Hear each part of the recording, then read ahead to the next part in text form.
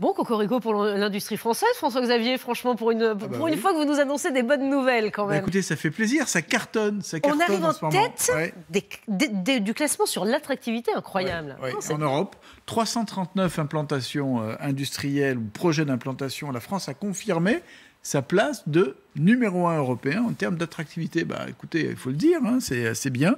Et en plus, ce chiffre, il progresse. Regardez les chiffres, les hausses des implantations en France depuis 2016. Regardez la France tout en haut, on arrive à 339, alors que les chiffres sont en baisse pour l'Allemagne et ils s'effondrent. C'est la ligne bleue, vous voyez, ils s'effondrent carrément pour le Royaume-Uni. Alors les chiffres sont pour 2018, mais ce qui est aussi intéressant, c'est que l'enquête elle a été faite l'an dernier et que la France, contrairement à ce qu'on pouvait craindre, n'a pas subi l'effet gilet jaune. Quand on interroge des investisseurs étrangers, ils ont à 70% quand même, une opinion favorable en 2019. C'est un peu moins que les 77% de 2018, mais ça reste quand même très élevé, donc on n'a pas subi la crise des gilets jaunes. Bon, il faut que vous nous expliquiez, François-Xavier, pourquoi sommes-nous aussi attractifs? Pourquoi notre industrie plaît-elle autant à l'étranger? On n'y croit pas. Hein. Mais pas du tout. Écoutez, on est fiers, surtout, on est fiers. Voilà, alors, en fait, il y a plusieurs éléments.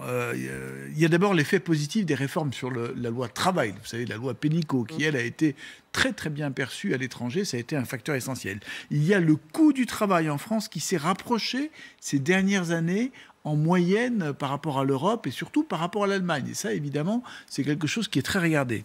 Et puis, il y a le contexte. Regardez, on évoquait tout à l'heure le Royaume-Uni et l'Allemagne. Les Britanniques payent très, très cher le Brexit, moins 35% d'investissement étranger en Grande-Bretagne. Et pour l'Allemagne, c'est moins 7%. Moins 7% lié à quoi? Eh bien, la conjoncture, la croissance, elle est 2 fois moins forte en Allemagne que chez nous. Et ça, évidemment, ça inquiète les investisseurs. Est-ce que ça veut dire, si l'on vous écoute, que l'industrie française est sauvée? Alors, on ne va pas aller jusque-là. Alors, ça dépend de quoi on parle et de quel secteur. Les secteurs phares, ce sont toujours les mêmes.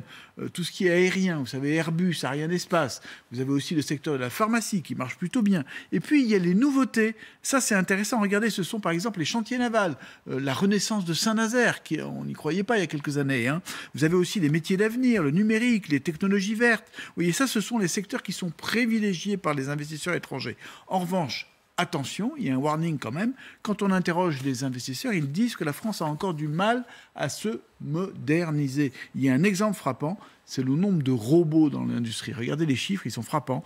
63 robots pour 10 000 employés en France, 114 en Allemagne, 147 en Italie. Et contrairement à ce qu'on pourrait penser, c'est plutôt le signe d'une industrie vieillissante.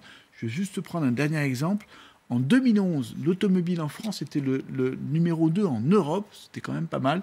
On est descendu au 5e rang. Il y a eu énormément de délocalisation. Donc vous voyez, ça va mieux pour l'industrie française, mais pas pour tout le monde.